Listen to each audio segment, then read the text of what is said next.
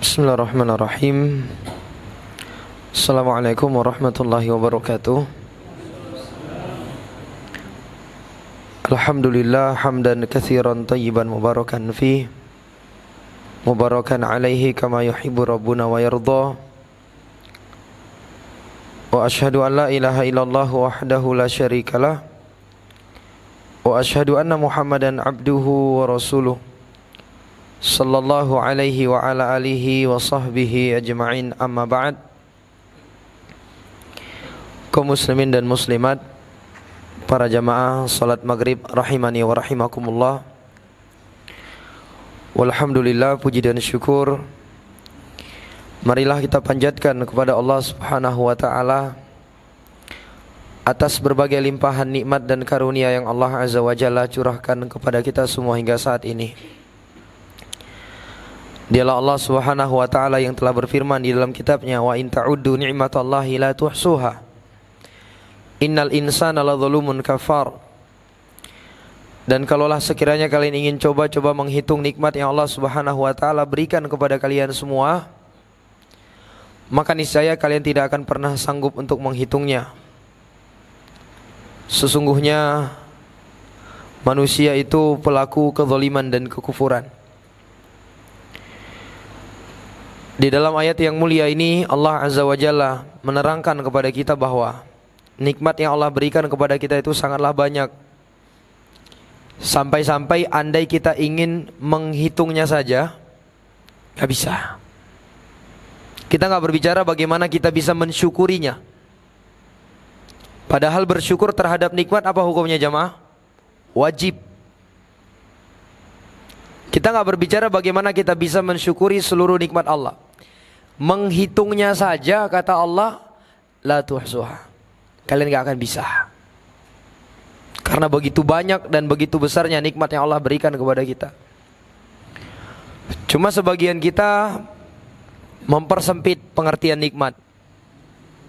Sebagian besar di antara kita menyangka suatu pemberian, suatu pencapaian dikatakan nikmat ketika dia berkaitan dengan harta duniawi. Ya kan?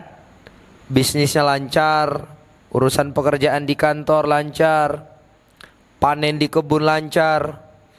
Dia merasa mendapat nikmat dari Allah. Benar, itu adalah nikmat. Tapi jangan kita pikir nikmat itu hanya sebatas itu, para jamaah yang dimuliakan Allah. Betapa banyak nikmat-nikmat yang Allah berikan kepada kita, kita gak sadar. Nikmat kesehatan. Nikmat gak ini jemaah? Nikmat. Betapa banyak kita lalaikan nikmat ini. Yang kita baru sadar sehat itu adalah nikmat ketika dia sudah dicabut. Ketika sudah sakit baru tahu itu adalah nikmat. Iya gak jemaah? Makanya Nabi alaihi salatu wasalam pernah mengatakan, ni'matani maghbunun fihima katsirun minan nas as-sihhatu wal faragh. Ada dua kenikmatan yang banyak manusia itu maghbun, terlalaikan, tertipu darinya. Apa itu? Nikmat sehat dan nikmat waktu luang. Sehat itu adalah nikmat yang sangat luar biasa jamaah. Bahkan dia lebih tinggi derajatnya dibandingkan nikmat harta. Oleh karena itu kita mendapati tatkala ada orang sakit, dia akan rela mengeluarkan hartanya seberapa banyak pun itu supaya apa? Bisa sembuh. Kalau sekiranya harta itu lebih berharga daripada sehat, nggak akan mungkin ada orang yang mau keluarin duit yang begitu mahal, begitu banyak untuk apa? Untuk berobat.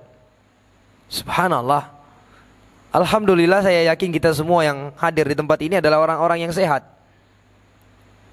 Nikmat. Nikmat keamanan.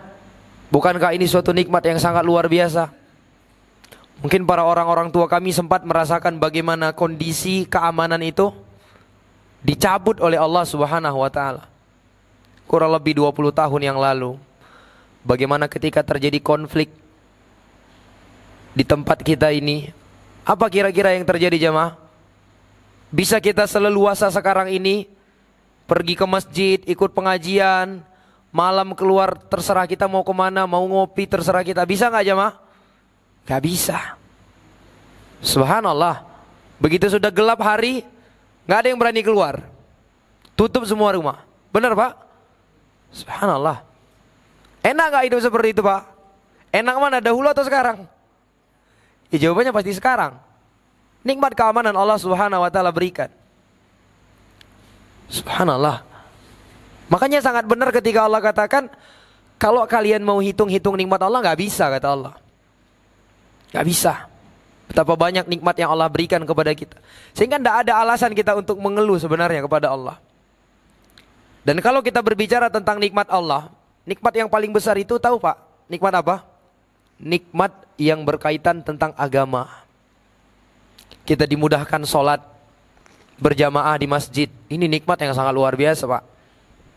Kita dimudahkan duduk menghadiri pengajian, mendengarkan dibacakan ayat-ayat Allah, dibacakan hadis-hadis Nabi. Nikmat yang sangat luar biasa.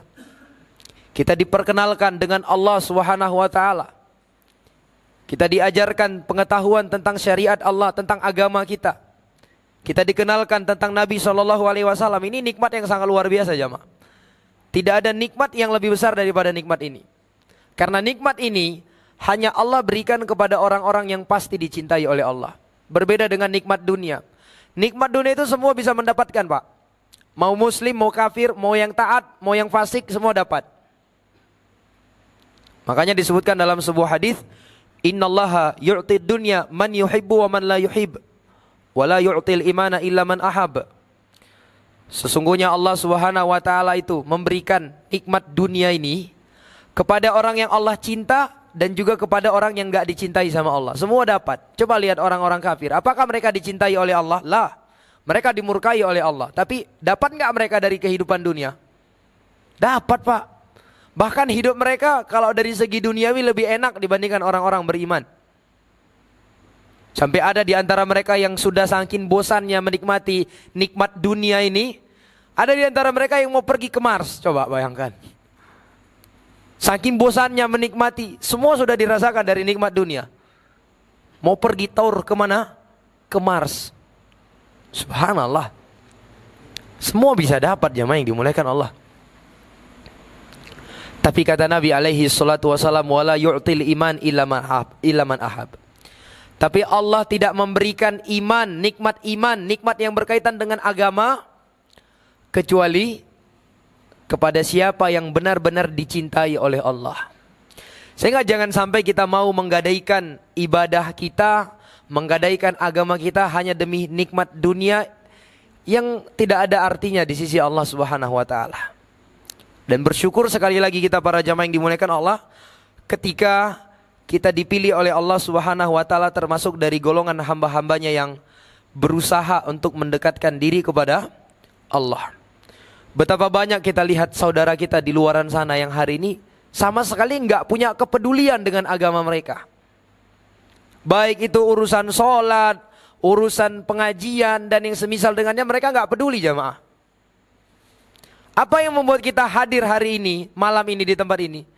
Karena kita punya kepedulian dengan agama kita. Kita mau sholat 5 waktu, dengar pengajian, ada kepedulian. Sebagian orang di luar sana subhanallah sama sekali nggak peduli jamaah. Di benak dia itu hanya ada bekerja, menikmati hasilnya, begitu seterusnya. Orang yang seperti ini, maaf cakapnya itu nggak ubah hidupnya seperti apa? Binatang. Apa bedanya jamaah yang dimuliakan Allah? Kalau tiap harinya kita hanya bekerja, menikmati hasilnya, bersenang-senang dengan keluarga, begitu terus pola kehidupannya. Coba, apa bedanya dengan kambing? Kambing, saya tanya, bekerja nggak Pak? Kerja. Bedanya kambing nggak ada kerja kantoran. Tapi kerja. Dia bekerja, cari nafkah. Lalu setelah itu dia nikmati hasilnya, bersenang berkumpul dengan keluarganya, begitu seterusnya. Tidur, besok lakukan aktivitas yang sama. Subhanallah. Kalau sekiranya kita yang Allah berikan akal itu, pola hidupnya hanya seperti itu, mikirnya gimana caranya bisa menikmati dunia aja, tanpa pernah berpikir gimana caranya saya bisa masuk surga, gimana caranya saya bisa dekat kepada Allah. Kalau ada orang yang hidupnya seperti ini, itu nggak ada ubahnya hidupnya dengan apa? binatang. Binatang. Makanya di dalam Al-Quran, ketika Allah berbicara tentang penghuni neraka, apa kata Allah? Allah Subhanahu wa taala mengatakan, walaqad dzara'na li jahannama katsiran minal jinni wal ins lahum qulubun la yafqahuna biha wa lahum a'yunun la yubsiruna biha wa lahum adhanun la yasma'una biha ulaika kal an'ami bal hum adall. Kata Allah Subhanahu wa taala, sungguh kami telah memenuhi neraka jahanam, itu kebanyakan diisi oleh jin dan manusia. Jin, manusia. Gimana ciri-ciri mereka ini, jin dan manusia yang akan menghuni neraka jahanam? Lahum qulubun la yafqahuna biha. Mereka punya hati tapi tidak digunakan untuk berpikir. Enggak dipakai. Akal yang Allah kasih, pikiran yang Allah kasih ke dia, otak yang Allah kasih, enggak digunakan untuk berpikir kecuali hanya sebatas dunia aja. Enggak pernah dipakai untuk gimana caranya bisa dekat kepada Allah, gimana caranya mengenal Allah. Enggak ada. Walahum ayunun la yubsiruna biha. Mereka punya mata, tapi tidak digunakan matanya untuk melihat kebesaran Allah Azza wa Jalla melalui ayat-ayat kauniyah dan ayat syariah. Walahum adhanun la yasma'una biha. Mereka juga punya telinga, punya pendengaran, la yasma'una biha, tapi tidak digunakan telinga, pendengaran yang Allah kasih untuk mendengar hal-hal yang baik, hal-hal yang berupa kebenaran yang datang dari Allah. Apa kata Allah? Ulaika kal an'am. Orang yang hidupnya seperti ini kal an'am. Itu seperti al-an'am. Apa arti al-an'am? Binatang ternak. Bahkan kata Allah, balhum adall. Bahkan mereka lebih sesat daripada binatang ternak. Subhanallah. Kenapa Allah katakan orang yang hidupnya seperti ini lebih sesat daripada binatang ternak? Binatang itu Pak, walaupun gak dikasih akal, gak punya akal pikiran, binatang itu secara naluri, dia tahu mana hal yang membahayakan dia tinggalkan. Dia akan berupaya menjauh dari sesuatu yang bisa membahayakannya. Benar ya? Mungkin bapak-bapak pernah lihat kambing Pak, ketika hujan. Kambing ketika turun hujan, apa yang dilakukan oleh kambing Pak? Mencari tempat berteduh. Walaupun dia terpaksa masuk ke toko orang, gak peduli dia tuh.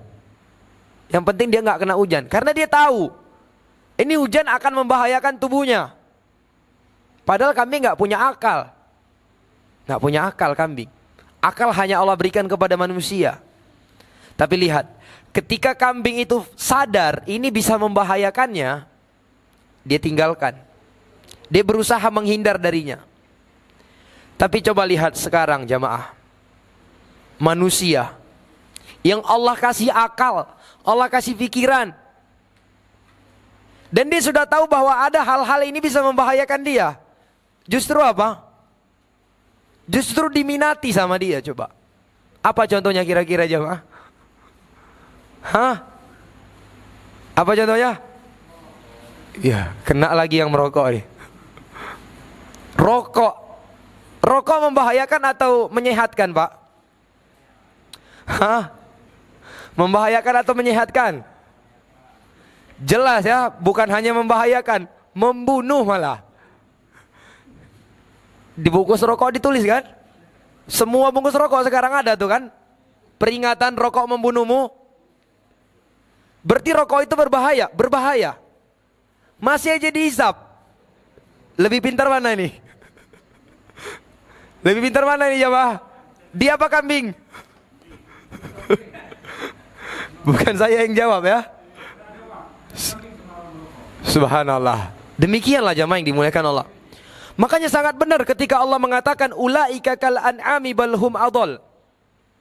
Mereka ini lebih sesat daripada binatang ternak kata Allah. Binatang ternak saja yang enggak Allah kasih akal, pikiran, tahu ini kalau membahayakan dia hindari jemaah. Manusia sekarang coba lihat. Jelas-jelas di bungkus rokok itu ditulis membahayakan, membunuhmu, menyebabkan kanker, apalagi gangguan kehamilan, ya, berbagai macam penyakit. Dan kalau Bapak buka Google, internet, Itu angka kematian tertinggi di seluruh dunia itu disebabkan oleh rokok. Subhanallah. Disebabkan apa? Rokok. Coba lihat. Bagaimana nih kira-kira? Betapa menyimpangnya manusia ini jamaah. Kita belum berbicara tentang bahaya-bahaya berkenaan dengan agama loh. Baru berkenaan tentang duniawi. Belum lagi kalau kita berbicara tentang bahaya yang berkaitan tentang agama seorang hamba. Ketika seorang hamba meninggalkan sholat, bahaya nggak kira-kira? Bahaya nggak jemaah? Bahayalah. Diancam neraka sama Allah Subhanahu wa taala. Subhanallah. Bahkan jangankan meninggalkan sholat, menelantarkan sholat saja, menelantarkan sholat itu diancam oleh Allah. Allah mengatakan fa khalafa min ba'dihim khalfun adha'us shalah. Maka datanglah sekelompok sesudah mereka, generasi-generasi terbaik, sekelompok orang-orang yang mereka adha'us shalah, menelantarkan sholat, bukan meninggalkan sholat nih kata Allah, adha'us shalah. Mereka menelantarkan sholat sampai keluar waktunya. Subhanallah. Apa kata Allah? Fasaufa yalqauna ghayya. Orang-orang yang seperti ini kelak akan bertemu dengan goya. Sebagian para ulama menafsirkan goya ini adalah sebuah lembah yang ada di dalam api neraka. Ini sekedar apa nih? Ini sekedar menyia-nyiakan sholat, menelantarkan sholat. Belum kalau kita berbicara tentang orang yang meninggalkan sholat. Orang yang meninggalkan sholat akan dibangkitkan pada hari kiamat bersama Fir'aun, Haman, Qarun, Ubay bin Khalaf. Tapi masih ada nggak orang yang meninggalkan sholat hari ini? Masih banyak. Berarti lebih pintar mana? Dia apa kambing? Hah? Kambing jemaah. Subhanallah. Bisa dipahami para jamaah yang dimuliakan Allah? Baik. Kemudian salawat beriring salam tentunya tidak lupa untuk selalu kita sanjung sajikan kepada junjungan kita Nabi besar Muhammad ibn Abdillah salawatullahi wassalamuhu alaih, kepada keluarga beliau, para sahabat beliau,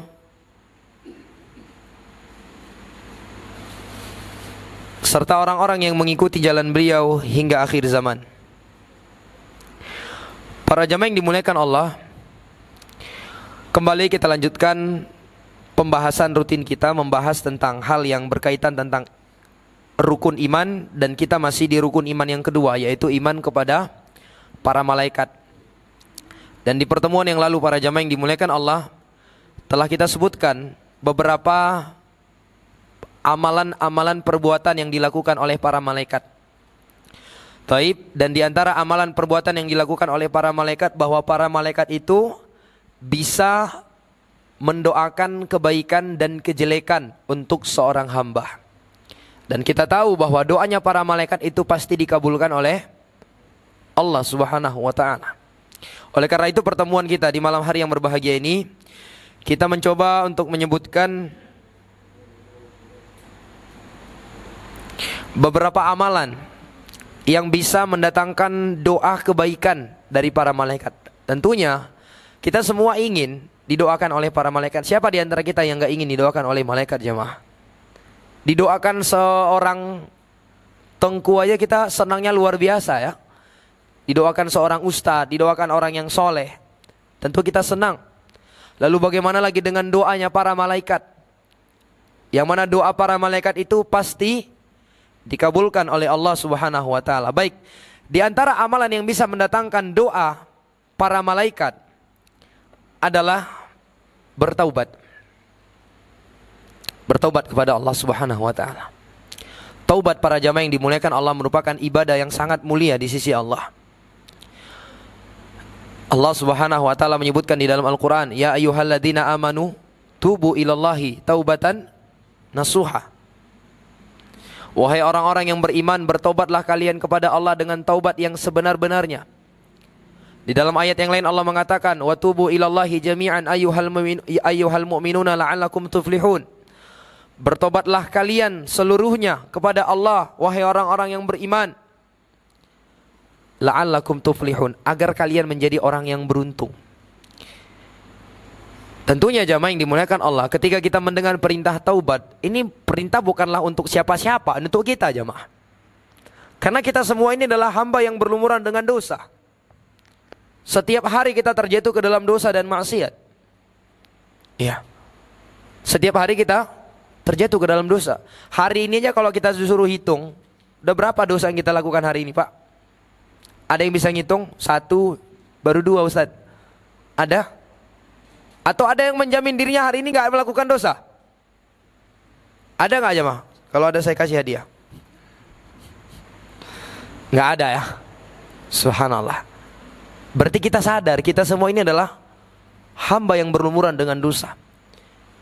Dan sebagai salah satu bentuk kasih sayang Allah Azza wa Jalla kepada kita, pintu taubat Allah Subhanahu wa taala itu selalu terbuka lebar untuk kita semua jemaah. Terbuka lebar. Setiap kali kita terjatuh ke dalam dosa dan kemaksiatan, lalu kita bertaubat kepada Allah, pasti Allah Subhanahu wa taala akan terima taubat kita. Oleh karena itu Nabi alaihi salatu wasallam pernah mengatakan, innallaha yaqbalu taubatal abdi ma lam yugharghir. Allah akan senantiasa yakbal. Yakbal itu dalam susunan bahasa Arab dia itu fi'il mudhari yang terkadang menunjukkan makna selalu. Allah akan selalu menerima taubat seorang hamba malam yugharghir, selama ruhnya belum sampai di tenggorokan. Selama masih hidup, bertobat sama Allah, diterima sama Allah. Subhanallah. Dan kalau kita lihat betapa banyak hasungan dari Allah Azza wa Jalla untuk kita semua agar kita bertaubat. Di antaranya adalah Allah permudah cara kita bertaubat kepada Allah Azza wa Jalla. Kalau kita melihat bagaimana umat-umat terdahulu, Pak, itu taubatnya mereka itu berat. Berat sekali.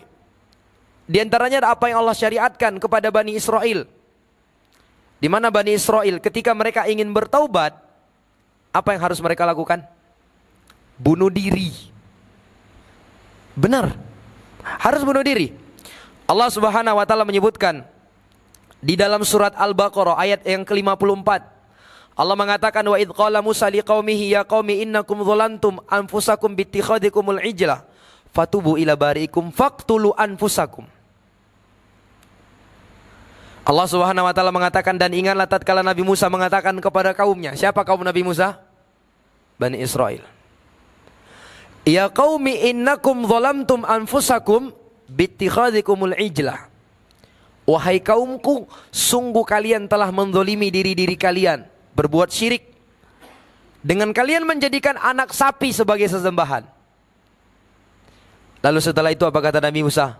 Fatubu ila bari'ikum, bertaubatlah kalian kepada Tuhan kalian. Faqtulu anfusakum. Gimana caranya bertaubat? Uqtulu anfusakum, bunuh diri-diri kalian. Dzalikum khairul lakum inda bari'ikum fataba alaikum. Yang demikian itu lebih baik bagi kalian di sisi Allah Subhanahu wa taala, sehingga dengannya Allah akan menerima taubat kalian. Subhanallah. Jadi di masa dahulu orang kalau ingin bertaubat dan ingin mempertontonkan, memperlihatkan kesungguhan taubatnya, dia harus bunuh diri, Pak. Itu tanda dia serius bertaubat. Subhanallah. Berat gak ini kira-kira? Berat. Kalau andai kata syariat ini masih berlaku sampai hari ini, saya gak yakin akan banyak orang yang bertaubat. Berat ya mah. Tapi dengan rahmatnya Allah Subhanahu wa taala, syariat ini Allah ganti. Kita dimudahkan untuk bertaubat kepada Allah Subhanahu wa taala. Gimana caranya? Tinggal kita lakukan syarat-syarat taubat. Ada berapa syarat taubat, Pak? Ayo, ada yang tahu? Ada berapa, Pak? 3. Yang pertama? Pertama dan kedua lupa, yang ketiga belum hafal. Yang pertama, Pak? Hah? Menyesali, Masya Allah. Yang kedua? Mengikuti kebenaran. Taib. Yang ketiga? Yang ketiga harus melupakan. Masya Allah. Baik, ada yang bisa menambah? Syekh Ibnu Utsaimin rahimahullah menjelaskan ada 5 syarat diterimanya taubat. 5. Ini harus kita hafal ini, Pak. Karena kita semua mau taubat kan? Iya. Taubat. Syarat yang pertama, ikhlas karena Allah. taubat itu adalah ibadah. Yang namanya ibadah tidaklah diterima oleh Allah kecuali terpenuhi 2 syarat. Yang pertama sesuai dengan petunjuk Nabi, yang kedua apa? Ikhlas. Jadi taubatnya memang karena Allah, bukan karena siapa-siapa. Bukan karena orang tua, bukan karena calon istrinya, bukan karena orang kampung, enggak. Dia taubat karena Allah. Yang kedua adalah meninggalkan perbuatan dosa tadi. Ini tanda seorang itu benar-benar di dalam bertaubat, dia meninggalkannya. Kalaupun ada orang masih mengaku dia bertaubat, saya sudah bertaubat ini kepada Allah, tapi masih aja melakukan perbuatan dosa, maka ini tidak dikatakan bertaubat. Iya kan? Saya tobat sama Allah, tapi di tangannya masih aja main chip. Hah? Ini tobat ini Pak? Ya enggak lah. Orang tobat itu dia meninggalkan perbuatan dosanya. Yang ketiga, syarat taubat adalah dia menyesalinya. Harus ada penyesalan di dalam hatinya. Nggak boleh ada perasaan bangga. Alhamdulillah, saya sempat merasakan itu. Nikmat ternyata. Nggak boleh jamaah. Harus apa? Menyesal. Nggak boleh kita berbangga, apalagi berbangga sambil menceritakan kepada orang lain. Hati-hati ini bapak-bapak. Tidak boleh menceritakan dosa kepada orang lain. Diancam oleh Nabi. Nabi pernah mengatakan, kullu ummati mu'afan ilal mujahirin. Setiap umatku itu akan diampuni oleh Allah kecuali mujahirin. Siapa ini mujahirin? Kata Nabi, orang yang bermaksiat di malam hari, lalu Allah tutupi dosanya. Di pagi harinya dia sendiri membongkarnya. Dia cerita kepada orang dengan bangganya. Kadang-kala kan kita lagi duduk-duduk bersama teman kita. Kita terpancing nih Pak. Saya dulu waktu masih muda, saya pernah curi mangga tetangga. Oke lah kalau curi mangga tetangga itu kecil. Kalau yang lebih besar dari itu, jangan diceritakan. Orang yang seperti ini terancam tidak diampuni sama Allah. Jadi harus menyesal. Rasa malu lah, itu dosa, bukan untuk diumbar-umbar Pak. Yang keempat sekarang. Ya, yang keempat adalah bertekad untuk tidak terjatuh ke dalam dosa tadi. Berniat kuat, berazam di dalam hatinya. Saya nggak akan ngulangin ini, meskipun nanti ada kesempatan. Sudah bertekad. Berbeda dengan orang yang meninggalkan suatu perbuatan haram karena memang kondisi memaksa dia. Tapi nanti di saat ada kesempatan dia lakukan lagi. Ini nggak dikatakan orang yang bertobat. Saya berhentilah ngisap sabu-sabu, taubat. Dia bilang taubat karena duitnya lagi habis nih Pak. Nanti pas ada duitnya dia beli lagi. Ini gak taubat ini. Tapi dia menyesal. Setelah menyesal, dia bertekad saya gak akan mengulangi itu. Yang kelima syaratnya adalah dia bertaubat di waktu masih diterimanya taubat.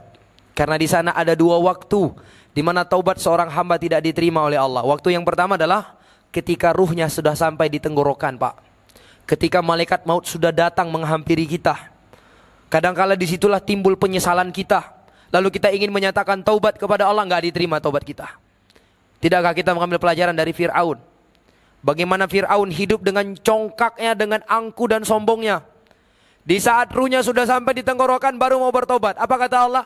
Al-ana wa qad asaita qablu wa kunta minal mufsidin. Sekarang kamu baru mau bertobat. Padahal dahulu kamu adalah orang yang suka melakukan kerusakan dan suka melakukan maksiat. Subhanallah. Yang kedua, ketika matahari terbit dari barat. Jadi sepanjang kita masih melihat matahari terbit dari timur, perbanyak taubat Pak. Nabi alaihi salatu wasallam sendiri mengatakan, wallahi inni la astaghfirullah wa atubu ilaihi fi kulli yaumin mi'ata marrah. Demi Allah, saya bertaubat dan beristighfar kepada Allah setiap hari 100 kali. Ini Nabi kita Pak. Nabi kita 100 kali taubat tiap hari.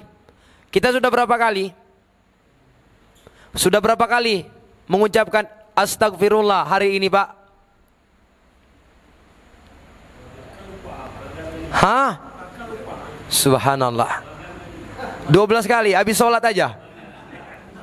Habis sholat aja 3 kali ya. Berarti itu kenapa seperti itu? Karena dosa kita lebih sedikit dari Nabi.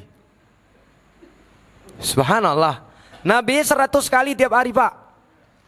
Bagaimana dengan kita? Jadi banyak sekali sebenarnya hasungan di dalam Al-Quran dan hadis agar kita mau bertobat kepada Allah. Nah, di antara hasungan Allah Subhanahu wa taala kepada kita agar kita mau bertobat kepada Allah adalah Allah Subhanahu wa taala berikan hadiah untuk orang-orang yang bertobat. Mereka itu akan didoakan kebaikan oleh para malaikat. Di dalam surat Ghafir ayat yang ke-7 hingga ayat ke-9, Allah Subhanahu wa taala mengatakan, alladzina yahmiluna al-'arsy wa man haulahu yusabbihuna bihamdi rabbihim wa yu'minuna bihi wa yastaghfiruna lilladzina amanu rabbana wasi'ta kulla syai'in rahmatan wa ilma faghfir lilladzina tabu wattaba'u sabilak wa qihim adzabal jahim. Rabbana adkhilhum jannati adnin allati wa'adtahum wa man salaha min abaihim wa azwajihim wa dzurriyyatihim innaka antal azizul hakim. Wa qihimus sayyiati wa man taqis sayyiati yauma idzin faqad rahimta wa dzalika huwal fawzul azim. Allah Subhanahu wa taala mengatakan, dan para malaikat-malaikat yang memikul arsy Allah Subhanahu wa taala. Malaikat yang dikenal dengan hamalatul arsy.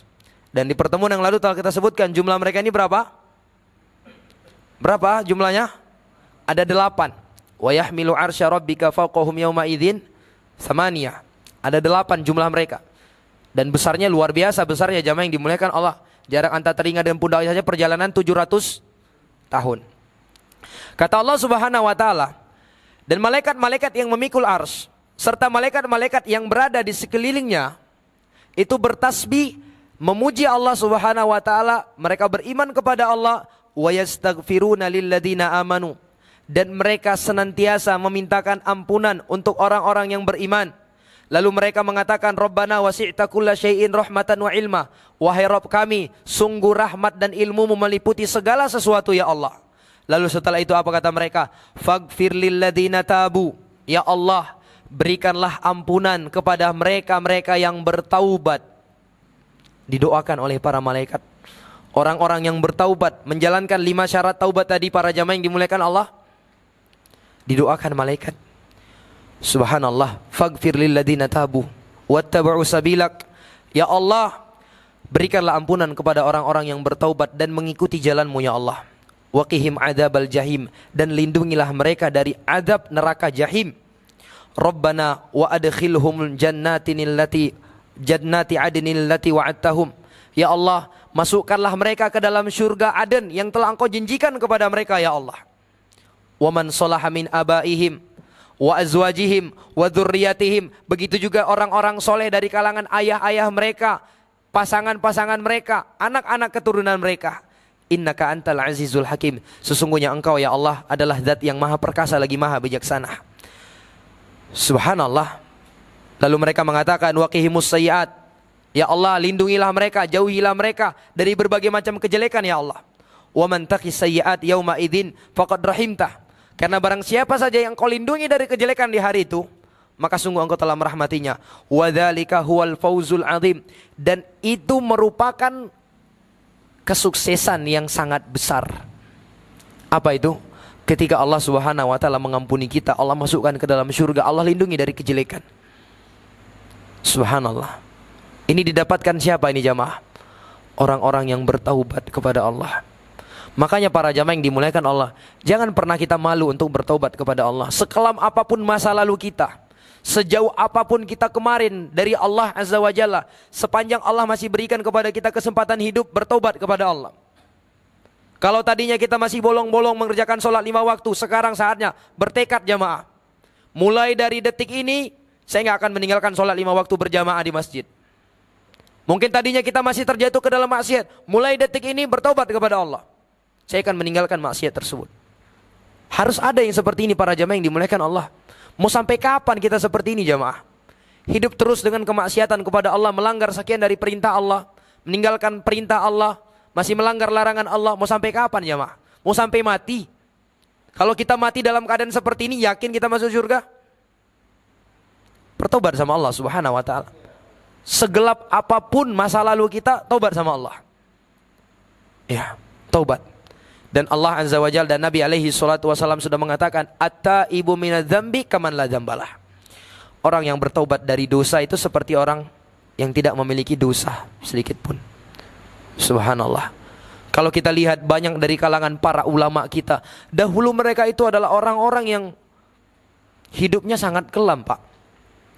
Sebut saja nama Fudail bin Iyad. Disebutkan beliau itu dahulunya seorang begal, perampok. Perampok, Pak. Gak main-main ini, kejahatan yang dilakukan oleh orang ini. Tapi subhanallah, di usia beliau yang sudah terbilang tua, Allah berikan hidayah. Disebabkan mendengar sebuah ayat Al-Quran. Alam ya'ninil ladhina amanu an takhsha'a qulubuhum li dzikrillah wa ma nazala minal haq. Sebagian kisah diceritakan Fudail bin Iyad ini suatu ketika ingin masuk ke rumah orang, ingin merampok. Ternyata orang yang di dalam rumah itu sedang baca Quran. Yang dibacanya surat Al-Hadid ayat ke-17. Bunyinya, alam ya'ni lil ladzina amanu an takhsha'a qulubuhum bi dzikrillah wa ma nazala minal haq.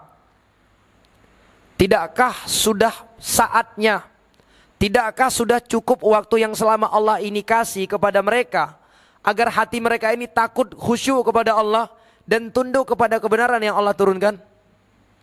Beliau faham bahasa Arab walaupun gak belajar, karena orang Arab. Beliau faham. Dan beliau merasa tertegur dengan ayat itu. Beliau nyatakan, saat ini saya bertobat ya Allah. Di usia 50 tahun, Pak. Bertobat, memperbaiki kualitas ibadahnya kepada Allah, belajar agama, jadi seorang ulama. Bahkan tidak hanya itu, beliau dijuluki Abidul Haramain, ahli ibadah Mekah dan Madinah. Gak main-main kan? Subhanallah. Sebut pula bagaimana seorang ulama yang bernama Abdullah bin Maslamah Al-Qa'nabi. Beliau ini seorang pemabuk berat, Pak. Sehingga suatu ketika beliau ingin melakukan party di rumahnya. Ingin ngapain? Party. Tahu party, Pak, kan? Pesta miras di rumahnya. Pesta mabuk-mabukan di rumahnya. Duduklah dia di teras rumahnya sambil menunggu teman-temannya datang, ingin mabuk-mabukan di rumahnya. Persediaan khamar sudah disiapkan, stoknya sudah banyak nih di rumahnya. Tiba-tiba lewatlah segerombolan orang, sekelompok orang. Dan di tengah kelompok orang itu ada satu orang yang dimuliakan. Melihat pemandangan seperti itu, jiwa premannya bangkit. Saya premannya di sini, kok ada orang yang dimuliakan seperti ini? Akhirnya dia tanya, man hada? Ini siapa? Dengan gaya-gaya premannya. Maka orang-orang mengatakan hada Syu'bah, ini Imam Syu'bah. Syu'bah Ibnul Hajjaj Amirul Mu'minin fil hadis. Ulama besar dalam ilmu hadis. Siapa yang tidak kenal dengan Syu'bah Ibnul Hajjaj ini? Tapi karena orang ini adalah penjahat, wajar dia nggak kenal dengan ulama. Ya kan? Karena yang kenal dengan ulama itu ya orang-orang baik. Penjahat kenalnya dengan sesama penjahat. Iya gak jamaah? Penjahat di kampung ini, kalau ditanya orang-orang yang ada di kampung sebelah, pasti yang dia kenal penjahat juga. Ya kan? Al-arwah junudun mujannada, kata Nabi. Ruh kita ini seperti satu pasukan. Dia kalau ada kecocokan akan dekat, kalau tidak ada kecocokan dia akan semakin menjauh. Orang yang jelek pasti akan nyaman dan betah serta kenal dengan orang yang jelek. Orang yang baik juga demikian. Mana ada preman mau berkawan sama ustadz? Diceramahi lah nanti dia, nggak bisa mabuk-mabukan lagi, nggak bisa mencuri lagi. Ya nggak jamaah? Sebaliknya nggak ada orang soleh yang mau berkawan sama preman. Kalau ada orang soleh tapi kawannya preman, nah ini dicurigai kesolehannya nih. Curiga kita ini jamaah. Orang baik, kawannya orang baik pula. Orang yang ke masjid, kawannya orang yang ke masjid pula. Harus demikian jamaah. Jadi lelaki ini nggak kenal dengan Imam Syu'bah. Akhirnya dia tanya sekali lagi, "Hei Syu'bah, Syu'bah itu siapa?" Kata orang, muhaddis. Dia ini muhaddis. Bahkan dalam sebuah riwayat disebutkan dia bertanya lagi, "Hei muhaddis, muhaddis itu apa?" Alladzi yarwil hadis, yaitu orang yang meriwayatkan hadis. Maka dengan angkuhnya dia ajak ngomong Imam Syu'bah. Dia bilang sama Imam Syu'bah, "Haditsni, tolong sampaikan kepada saya hadis." Kata Imam Syu'bah, "Ma anta minal muhaddits." Kamu ini sepertinya bukan ahli hadis. Ya, dari adabnya, etikanya ketika ngomong, mungkin dari penampilannya juga kelihatan. ente bukan ahli hadis sehingga saya harus sampaikan hadis kepada ente. Hadis Nabi itu mulia, Pak. Tidak boleh diberikan kepada orang yang tidak layak. Ya. Akhirnya ya namanya seorang preman, dia keluarin pisaunya. Haditsni au ajruhuk. Kamu sampaikan kepada saya hadis atau saya lukai kamu. Imam Syu'bah dibegal. Bukan minta harta nih, minta hadis. Maka Imam Syu'bah rahimahullahu ta'ala pun menyampaikan sebuah hadis dalam keadaan terpaksa. Beliau sebutkan sanadnya. Qala haddatsana Mansur an fulan anin Nabi sallallahu alaihi wasallam. Nabi sallallahu alaihi wasallam bersabda, "Inna mimma adrakan nasu min kalamin nubuwatil ula idza lam tastahi fasna' ma syi'ta."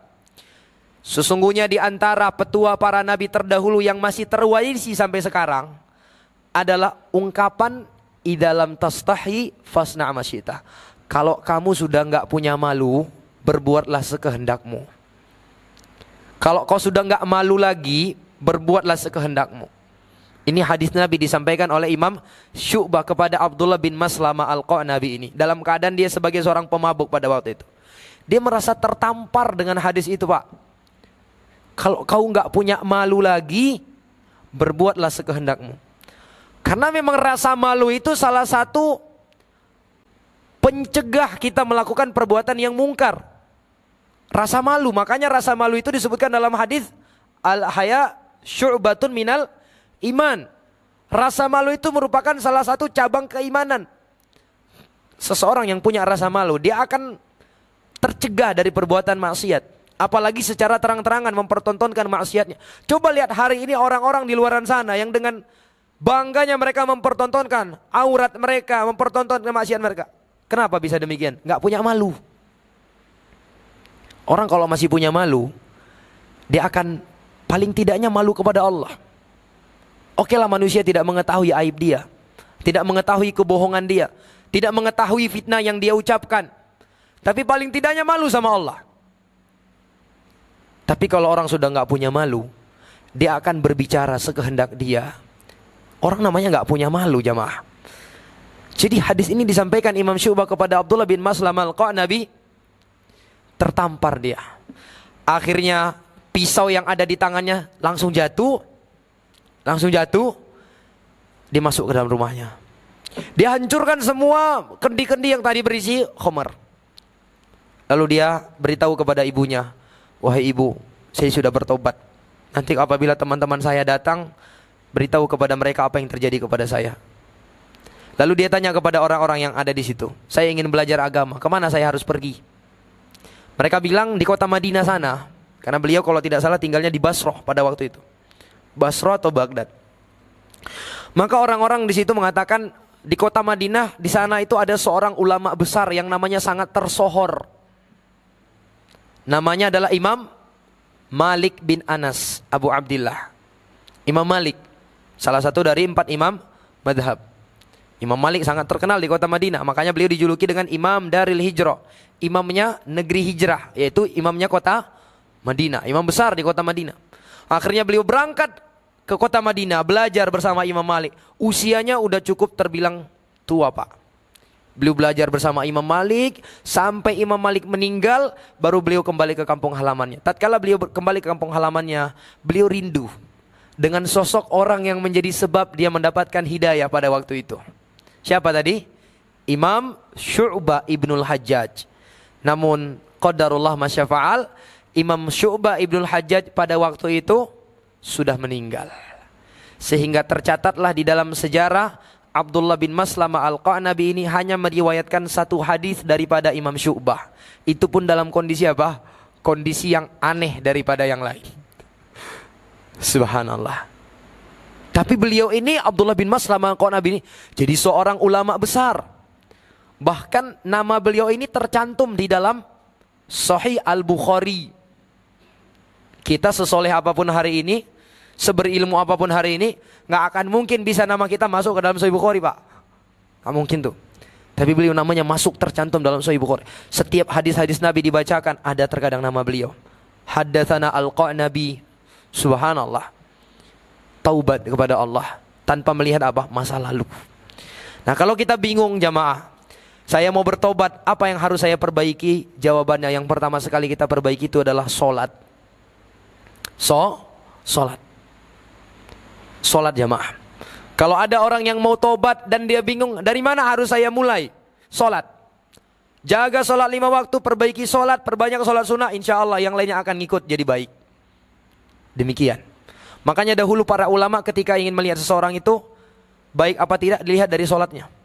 Lihat dari sholat dan lisannya. Dua ini yang menjadi tolak ukur. Ini baik apa tidak, lihat dari sholatnya. Bisa dipahami? Jadi ini amalan yang pertama yang mendatangkan doa baik dari para malaikat. Apa itu? Bertaubat, Pak. Bertobat. Nah, sudah masuk waktu sholat isya. Kita cukupkan sampai di sini dulu. Insya Allah kita lanjut sedikit lagi nanti setelah isya. Atau kita sudah akhiri aja. Bulan depan aja kita. Hah? Lanjut sedikit lagi, baik. Baik. Saya akhiri dulu sampai di sini. Subhanakallahumma rabbana wa bihamdika asyhadu an la ilaha illa anta astaghfiruka wa atubu ilaik. Tafadhalu barakallahu fikum. Assalamualaikum warahmatullahi wabarakatuh.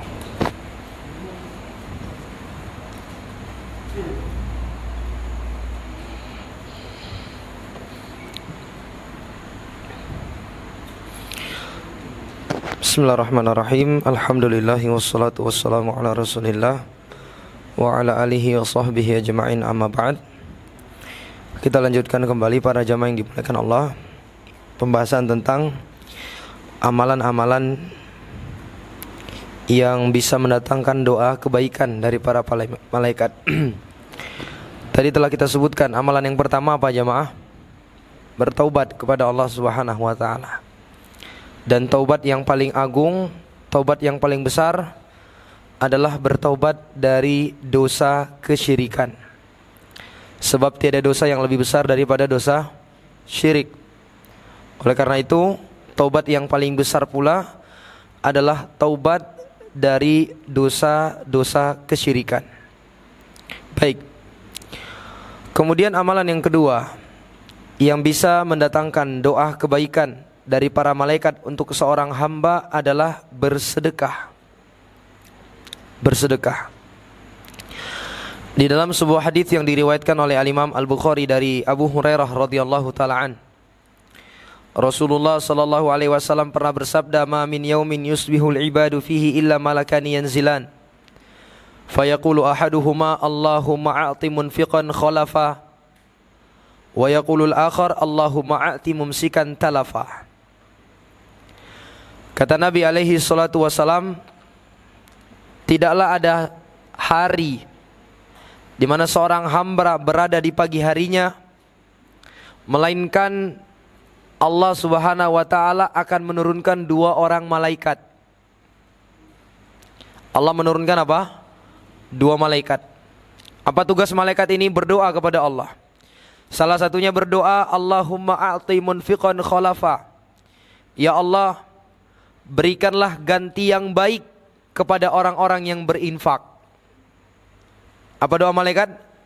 Ya Allah, berikanlah ganti yang baik kepada orang-orang yang berinfak. Jadi orang yang berinfak akan didoakan oleh malaikat agar Allah memberikan ganti yang lebih baik.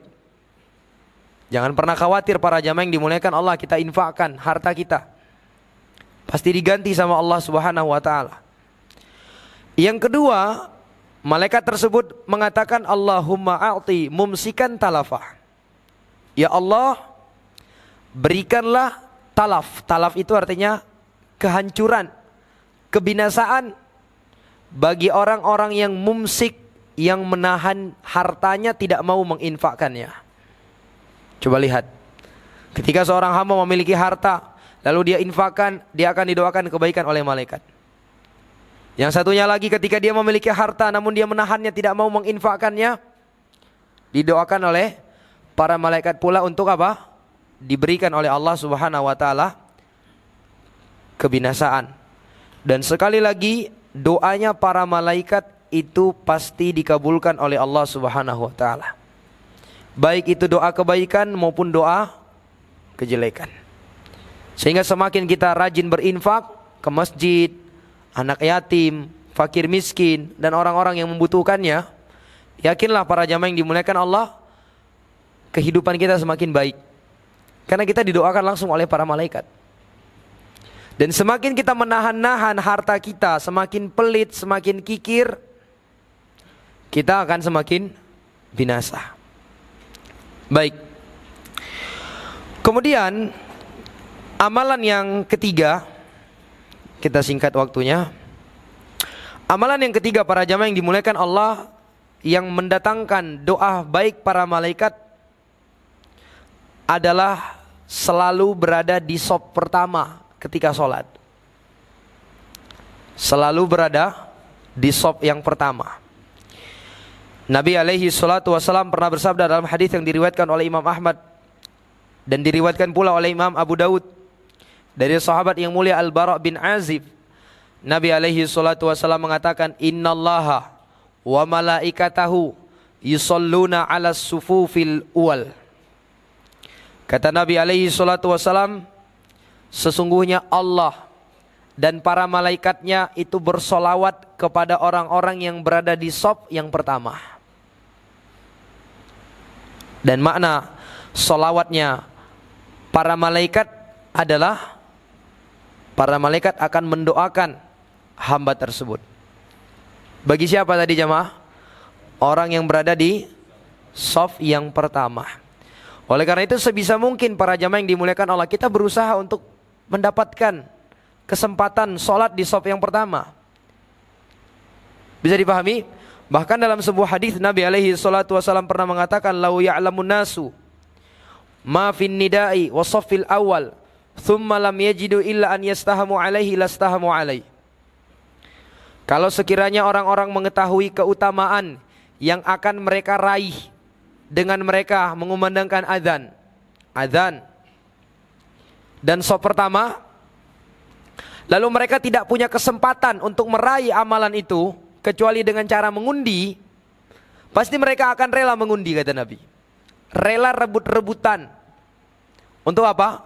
Mendapatkan kesempatan azan dan shaf pertama. Karena keutamanya begitu besar jamaah. Makanya lah kata para ulama, dimakruhkan. Makruh hukumnya seseorang itu mengalah dalam hal shaf. Kadang-kala kan kita dapati seperti itu ya. Ini ada celah yang kosong nih di shaf pertama. Lalu orang-orang yang di belakang saling serah-serahan. Ya udah, maju aja, maju aja, maju aja. Itu bukan kedermawanan namanya itu jamaah yang dimuliakan Allah. Itu hukumnya makruh. Karena itsar, mengalah di dalam urusan akhirat, itu hukumnya makruh. Mendahulukan orang lain dalam urusan akhirat itu hukumnya apa? Makruh. Itsar, mendahulukan orang lain, itu menjadi terpuji kalau itu dalam urusan dunia. Tersisa nih satu makanan, udah kamu aja yang makan akhi, saya sudah kenyang. Itu terpuji jamaah. Tapi kalau dalam urusan akhirat, kamu aja yang maju, saya di sini aja. Itu hukumnya makruh. Bukanlah dermawan dikatakan orang yang melakukannya. Bisa dipahami para jamaah yang dimuliakan Allah? Ada kesempatan ini untuk berinfak. Dana yang dibutuhkan 100.000. Udah antum aja lah akhi, Anda persilahkan antum biar dapat pahala. Nah ini apa ini jamaah? Ini makruh hukumnya. Kita diperintah untuk berlomba, fastabiqul khairat wa fi dzalika falyatanafasil mutanafisun, kata Allah. Kita diperintah untuk apa? Berlomba. Wasari'u ila maghfiratin min rabbikum wa jannatin 'arduhas samawati wal ard u'iddat lil muttaqin. Bisa dipahami para jamaah yang dimuliakan Allah? Jadi amalan yang akan mendatangkan doa kebaikan dari para malaikat untuk seorang hamba tatkala dia berada di shaf yang pertama. Berupaya jamaah berada untuk selalu di shaf yang pertama. Oleh karena itu kita melihat bagaimana para ulama kita terdahulu, ada di antara mereka yang menceritakan, saya sholat selama 40 tahun tidak pernah melihat punggung manusia. Gimana caranya itu nggak pernah melihat punggung manusia? Di shaf pertama pak. Ya, kalau shaf pertama apa yang dia lihat coba? Tapi kalau shaf kedua, shaf ketiga, shaf keempat, ya tentu dia akan melihat punggung orang. Tapi kalau di shaf pertama dia nggak lihat punggung orang. 40 tahun itu jamaah. 40 tahun bayangkan. Baik. Kemudian di antara amalan lainnya yang akan mendatangkan doa kebaikan dari para malaikat adalah menyambung shaf. menyambung saf salat yang putus. Mungkin tadinya safnya sudah tersusun rapi, tiba-tiba ada orang yang batal wudunya, keluar dia. Kita kalau batal wudu dalam sholat apa yang kita lakukan? Keluar, jangan malu, jangan dipertahankan di situ jamaah. Kita sudah batal, harus keluar, wajib hukumnya. Kalau kita tetap lanjutkan berdosa. Jangan gara-gara nggak enak, lanjut aja. Wah ini nggak enak, ini belakang ramai kali orang nih. Nggak boleh jamaah yang dimulaikan Allah. Kalau sudah batal, keluar, wudu, nanti gabung lagi. Seperti itu. Nah, mungkin saja ada orang yang batal wudunya lalu dia keluar, otomatis kan shafnya terputus tuh, kosong. Maka orang yang di belakang dianjurkan untuk maju ke depan, untuk menyambung kekosongan tadi, mengisi kekosongan yang ada. Maka orang yang seperti ini akan mendapatkan doa kebaikan dari para malaikat. Atau kalau tidak ada orang di belakang, orang yang di sampingnya akan menggeser ke sini, akan bergeser untuk menutup shaf. Nabi alaihi salatu wasallam mengatakan, innallaha wa malaikatahu yusholluna 'alal ladzina yasiluna as-sufuf wa man sadda furjatan rafa'allahu biha darajah. Sesungguhnya Allah dan para malaikatnya itu bersolawat kepada orang-orang yang senantiasa yasiluna as-sufuf, menyambung shaf yang terputus. Dan barang siapa yang menutup satu celah, maka Allah akan angkat derajatnya. Jadi disambung shafnya Pak. Kemudian juga diantara etika di dalam sholat itu, jangan kasih celah antara kita dengan kaki teman kita yang di samping. Dirapatkan Pak. Karena kenapa? Karena tidaklah ketika kita memberikan celah antara kaki kita dengan kaki orang yang di samping kita, melainkan apa? Akan masuk syaitan di situ. Kalau sudah masuk syaitan, apa kerjaannya? Hah? Digangguin kita pas sholat. Makanya lah sering kali kita sholatnya gak khusyuk. Kenapa? Shafnya gak rapat. Akhirnya syaitan gangguin kita, diingatkan kita. Ingat gak tadi di kebun ngapain? Ingat gak tadi ini? Ingat gak itu? Karena disebutkan dalam sebuah hadis, ketika seseorang syaitan itu mendengar azan, dia akan lari sambil terkentut-kentut. Lari sejauh-jauhnya. Begitu sudah selesai azan, dia datang lagi. Begitu dikumandangkan qomat, dia lari lagi sampai dia nggak dengar suara qomat. Begitu sudah selesai qomat, dia datang lagi. Pada waktu itu kita sudah sholat. Lalu dia datang, apa yang dibisikkan ke telinga kita? Udkur kada, udkur kada, udkur kada. Kau ingat nggak ini? Kau ingat nggak ini? Diingatkan kita. Makanya sering sekali kita ingat sesuatu di mana? Dalam apa? Dalam sholat. Pernah merasakan? Ya. Itu perangainya setan tuh, bukan karomah tuh. Jadi jangan kira saya ini Masya Allah ini sepertinya wali Allah ini. Kenapa? Setiap sholat ingat benda-benda yang tadinya lupa. Itu bukan karomah Pak. Itu adalah perangainya setan. Setan yang memang tugasnya itu untuk apa? Supaya kita nggak khusyuk sholat. Maka untuk mencegah leluasanya setan mengganggu kita di dalam sholat, jangan kasih celah. Jangan dikasih apa? Celah. Makanya imam itu sebelum sholat imamnya ngingatin kan, istau sau sufufakum, sudul khalal, luruskan shaf kalian dan rapatkan, tutup segala celah. Itu dia jamaah yang dimuliakan Allah. Di rakaat pertama kita jaga, kedua sampai selesai dirapatkan Pak. Itu bagian dari apa? Kesempurnaan sholat. Jangan dikasih celah. Coba kalau sekiranya yang satunya dengan yang satunya lagi berjarak, coba. Ya masuklah setan ke situ. Kalau setan sudah masuk, selesailah kita Pak. Dimain-mainin sama dia. Bisa dipahami para jamaah yang dimuliakan Allah? Baik. Kemudian amalan yang kelima yang bisa mendatangkan doa kebaikan dari para malaikat adalah senantiasa berada di tempat sholat.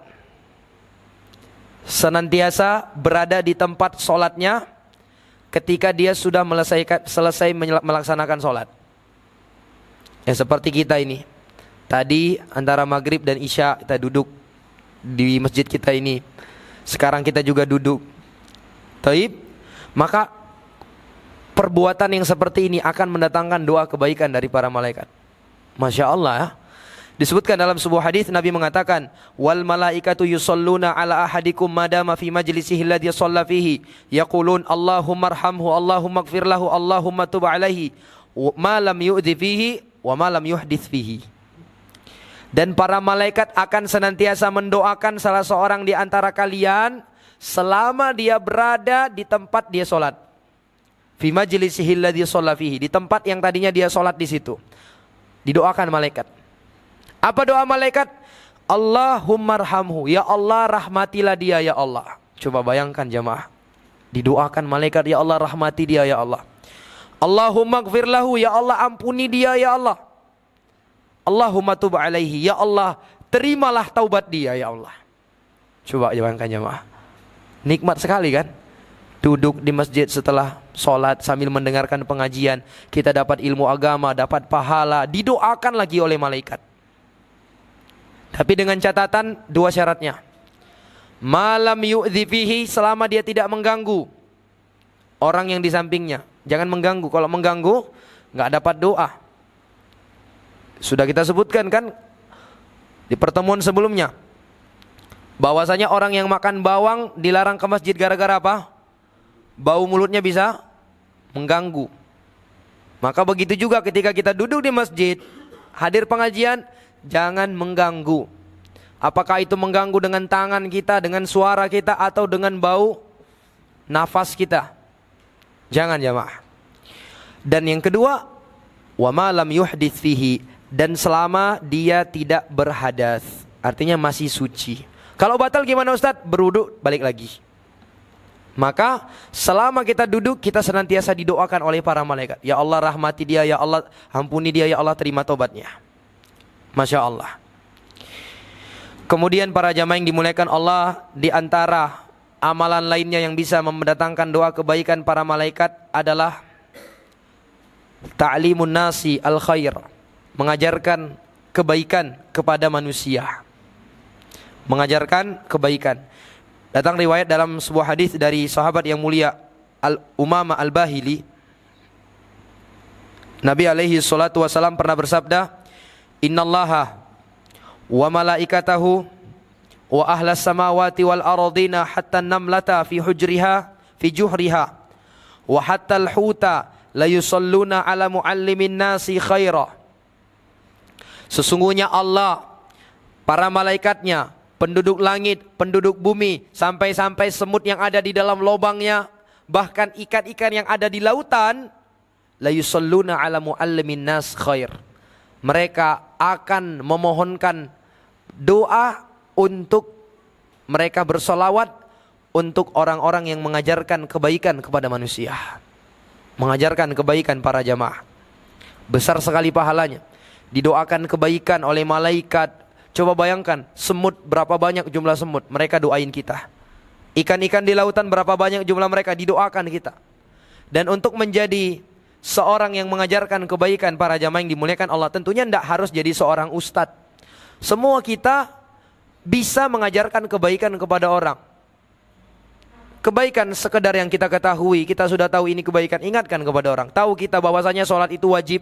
Ketika kita mendapati saudara kita azan berkumandang, mereka masih duduk di warung kopi, ingatkan, ayo sholat. Ajarkan kepada mereka tentang pentingnya sholat. Coba apa ini? Mengajarkan kebaikan. Didoakan para jamaah yang dimuliakan Allah. Luar biasa. Atau sekarang kita ini dengar faidah nih, beberapa amalan-amalan yang mendatangkan doa malaikat. Nah ini kita tulis di status WA kita, atau kita sebarkan kepada teman-teman kita, kepada kerabat kita. Terhitung gak mengajarkan kebaikan? Terhitung gak jamaah? Terhitung. Berarti apa? Kita akan dapat doa. Ikan yang ada di lautan sana Pak, berapa jumlahnya? Gak ada yang bisa ngitung. Gak ada yang bisa ngitung. Sebanyak itulah mereka akan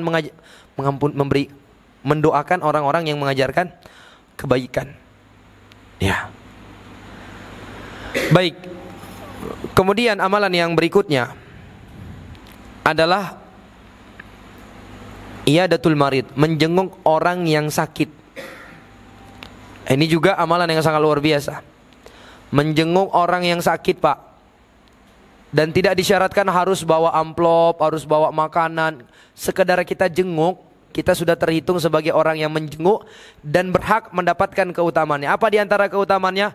Di antara keutamaannya Nabi alaihi salatu wasallam pernah bersabda. Coba dengar hadis Nabi, kata Nabi, "Ma min muslimin ya'udu musliman ghudwatan illa shalla alaihi sab'una alfa malakin hatta yumsi wa in adahu ashiya illa shalla alaihi sab'una alfa malakin hatta yusbih. Kata Nabi alaihi salatu wasalam, tidaklah ada seorang muslim yang menjenguk saudaranya muslim lainnya di waktu pagi, melainkan akan ada sab'una alfa malakin, 70.000 malaikat yang mendoakannya sampai sore hari. Berapa jumlah malaikat yang mendoakan? 70.000. Subhanallah. Sekedar jenguk. Kita jenguk, tanya kabarnya, doakan kebaikan, doakan dengan doa-doa yang diajarkan oleh Nabi, pulang. Kita pulang, argo pahala kita tetap berjalan sampai sore, Pak. Andai kita jenguk jam 7 pagi, berarti sampai maghrib nanti kita didoakan terus sama malaikat. Yang mendoakannya berapa orang? Berapa malaikat? 70.000. Kalau kita jenguk di malam hari, maka kita akan didoakan pula oleh 70.000 malaikat hatta yusbi, sampai masuk waktu subuh. Dari malam sampai subuh. Kita tidur, malaikat terus doain kita. Luar biasa kan menjenguk orang sakit ini. Makanya kalau ada saudara kita yang sakit, dijenguk, Pak. Dijenguk. Subhanallah. Keutamanya luar biasa. Di antara menyambung tali silaturahim, menyambung tali kekerabatan, atau mempererat ukhuwah, ternyata juga orang yang menjenguk akan mendapatkan apa? Mendapat apa, jemaah? Doa malaikat sebanyak 70.000 malaikat. Baik. Kemudian di antara amalan lainnya adalah mendoakan saudaranya.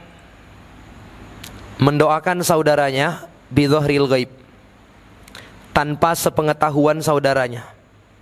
Kita doain saudara kita tanpa sepengetahuan dia. Kita punya kawan, punya abang, punya adik, kita doain. Ketika kita berdoa, ya Allah, berikanlah kemudahan kepada dia, ya Allah. Mudahkanlah segala urusannya, ya Allah. Lancarkan rezekinya, ya Allah. Mudahkan dia menikah, ya Allah. Sudah. Apa yang terjadi? Orang yang seperti ini akan didoakan malaikat, jemaah. Nabi alaihi salatu wasalam pernah mengatakan, inna da'watal muslim mustajabah li akhihi bi dhahril ghaib inda ra'sihi malakun muwakkal kullama da'a li akhihi bi khair qala amin walaka bimithlin. Kata Nabi alaihi salatu wasalam, sesungguhnya doa seorang muslim untuk saudaranya tanpa sepengetahuan saudara yang didoakan mustajabah, itu pasti akan dikabulkan sama Allah. Pasti apa? Dikabulkan sama Allah. Dan Allah subhanahu wa ta'ala akan mengutus di atas kepalanya ada seorang malaikat. Setiap kali dia berdoa untuk saudaranya dengan doa kebaikan tanpa sepengetahuan saudaranya, malaikat yang ada di atas kepalanya akan mengatakan apa? Amin walaka bimithlin. Kabulkanlah ya Allah, dan untuk kamu wahai yang berdoa semisal dengan yang kamu doakan. Masya Allah. Kita doain kepada saudara kita, ya Allah, lancarkanlah rezeki dia, ya Allah. Kita didoakan malaikat juga, kamu juga semoga rezeki kamu dilancarkan. Kita doain saudara kita, ya Allah, mudahkanlah dia menikah, ya Allah. Apa kata malaikat? Kamu juga semoga cepat nikah. Masya Allah. Ini amalan yang bisa dilakukan sesama jomblo ini, jemaah. Saling mendoakan. Saling apa? Mendoakan. Untuk kamu juga, karena kamu juga belum nikah. Didoakan sama malaikat, jemaah. Kan luar biasa ini. Kita dapat pahala mendoakan saudara kita. Di samping itu apa? Kita apa, jemaah? Kita dapat doa dari malaikat. Subhanallah. Makanya juga salah satu trik kita ingin mendapatkan kebaikan itu, doakan kebaikan yang kita inginkan kepada saudara kita. Misal apa, coba jemaah ini muliakan Allah. Kita ingin pergi berangkat haji, berangkat umroh. Di antara tipsnya apa? Doakan saudara kita pergi berangkat haji dan umroh. Ya Allah, mudahkanlah Bapak Fulan pergi berangkat haji, berangkat umroh bersama keluarganya, ya Allah. Malaikat ada di atas kepala kita dan mengatakan apa? Kamu juga semoga berangkat haji dan umroh. Hah? Coba lihat jamaah ini, muliakan Allah. Bagaimana Islam itu menghasung kita untuk menjalin hubungan yang baik dengan saudara kita. Orang yang mendoakan saudaranya dengan doa-doa kebaikan akan dikabulkan doanya, dan malaikat akan mengatakan amin untuk kamu yang semisal dengannya. Kan luar biasa ini, jemaah. Makanya ada sebuah cerita, seorang syekh pernah didatangi oleh salah seorang muridnya. Muridnya meminta kepada syekh ini, wahai syekh, tolonglah sering-sering doakan saya nanti untuk menikah. Jawaban syekhnya, afwan, saya nggak ingin menikah lagi. Kata syekhnya apa? Afwan, saya nggak ingin menikah lagi. Kenapa? Karena saya paham, ini kalau sering saya doakan nanti ini, murid saya ini dalam keadaan dia nggak tahu saya doain, malaikat nanti akan doain juga kepada syekhnya. Bisa dipahami jamaah? Ini luar biasa ini. Ya Allah, mudahkanlah urusannya ya Allah, lancarkanlah rezekinya ya Allah. Apa yang terjadi? Malaikat akan mengaminkan dan mengatakan, untuk kamu yang semisal dengannya. Ya Allah, buatlah dia kaya ya Allah. Kita doakan saudara kita, ya Allah, jadikanlah saudara saya si fulan itu kaya. Apa kata malaikat? Kamu juga mudah-mudahan jadi orang kaya. Subhanallah. Bisa dipahami jamaah yang dimuliakan Allah?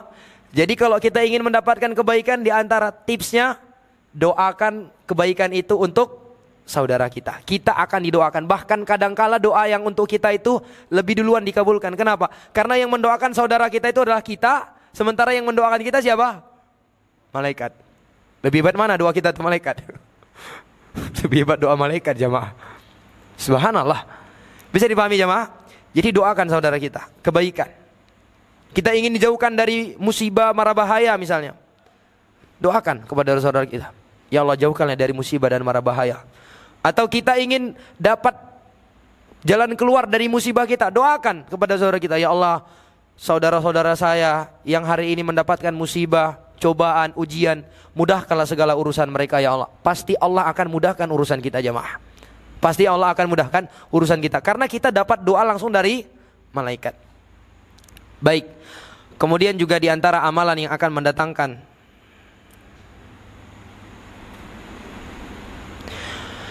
doa kebaikan dari para malaikat adalah makan sahur.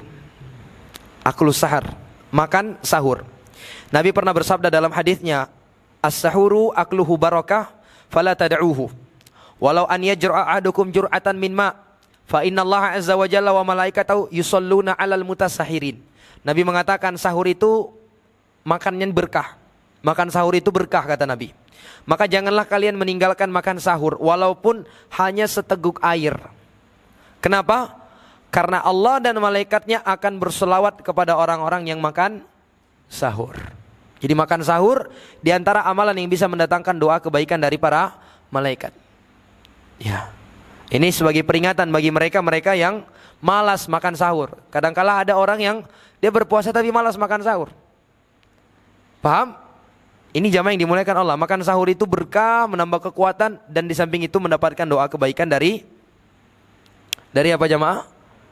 Dari para malaikat. Baik, kemudian yang terakhir. Yang terakhir di antara amalan yang bisa mendatangkan doa kebaikan dari para malaikat adalah berdoa ketika mendengar ayam berkokok. Ya. Ad-du'a inda sama'i siyahid dik. Berdoa ketika dia mendengar suara kokok ayam. Nabi alaihi salatu wasalam pernah mengatakan, idza sami'tum siyahad dika fas'alullaha min fadlihi fa innaha ra'at malakan. Kata Nabi alaihi salatu wasalam, jika kalian mendengar ayam berkokok, maka mintalah keutamaan dari Allah. Mintalah kebaikan dari Allah. Kenapa? Karena ayam itu ketika berkokok, dia sedang melihat malaikat. Dan Al-Imam Qadhi Iyad mengatakan, karena sababu fihi roja'a ta'minil malaikati ala du'aihi wa istighfarihim lahu wa syahadatihim lahu bitadarru' wal ikhlas. Kata beliau, dan sebab kita diperintah untuk berdoa ketika mendengar suara kokok ayam, taib, adalah harapan agar para malaikat itu mengaminkan doanya, memohonkan ampunan untuk dia, dan memberikan kesaksian atas kekhusyuannya dan keikhlasannya di dalam berdoa. Jadi ketika kita dengar ayam berkokok, kita berdoa sama Allah. Itu salah satu waktu kita mustajab di dalam berdoa. Ketika ayam berkokok. Ketika ayam berkokok, berdoa sama Allah, minta sama Allah. Karena pada waktu dia melihat malaikat, dan diharapkan ketika kita berdoa pada waktu itu ada malaikat, malaikat akan mengaminkan doa kita. Dan malaikat akan memohonkan ampunan kepada kita. Ini dia beberapa amalan yang bisa mendatangkan doa kebaikan dari para malaikat. Kemudian di sana juga ada amalan yang ternyata bisa mendatangkan doa kejelekan dari para malaikat. Insya Allah kita lanjutkan di episode berikutnya. Baik, Anda cukupkan sampai di sini dulu. Mudah-mudahan apa yang kita sampaikan ini memberikan manfaat kepada kita semua. Amin ya rabbal alamin. Baik, sebelum saya akhiri mungkin ada yang disampaikan atau ditanyakan, saya persilahkan.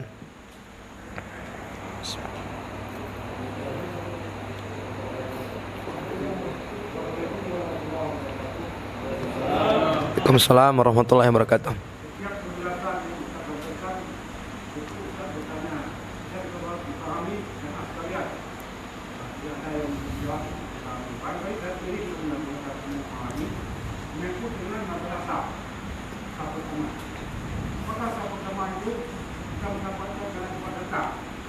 Gimana Pak?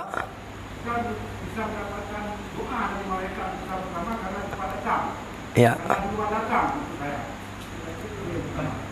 Yang kedua, coba diulangi yang pertama Pak. Pertanyaannya, sisi pertanyaan di mana tadi? Orang yang sholat di shop pertama dapat doa malaikat. Ya, pertanyaannya?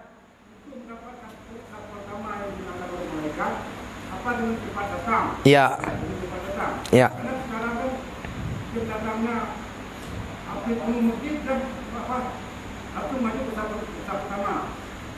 Apa itu boleh? Pertanyaan yang kedua, apakah shop pertama berlaku untuk yang orang yang sudah balik? Karena sering setiap masjid shop pertama belum penuh, karena ada anak-anak di seluruh belakang. Apakah shop pertama itu boleh diisi oleh anak-anak? Demikian, itu yang belum saya pahami. Baik, yang pertama para jamaah yang dimuliakan Allah.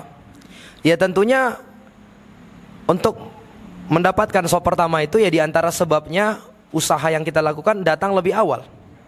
Harus datang lebih awal tentunya. Dan kita datang lebih awal ya datang langsung dapat shop pertama insya Allah. Karena orang belum datang pada waktu itu. Bisa dipahami? Namun walaupun kita datang telat dan ternyata kita melihat ada celah di shop pertama, itu masuk aja Pak. Karena di dalam, ini masjid ini tempat umum nih Pak. Nggak ada istilah booking-bookingan di sini Pak. Itu pojok kiri sana itu jatahnya Bapak Fulan. Itu nggak ada itu Pak. Intinya ketika kita datang dan masih ada celah di shop pertama, masuk. Tentunya lebih bagus lagi kalau kita datang lebih awal ya. Karena kaidah yang disebutkan oleh para ulama, al-wasail laha ahkamul maqasid. Wasilah-wasilah yang akan mengantarkan kita kepada tujuan, itu hukumnya sama seperti tujuan. Nah kalau tujuannya tadi adalah untuk bisa sholat di shop pertama, itu hukumnya sunnah. Maka segera datang ke masjid untuk bisa meraih shop pertama tadi juga hukumnya menjadi sunnah. Jadi kita usahakan datang lebih awal.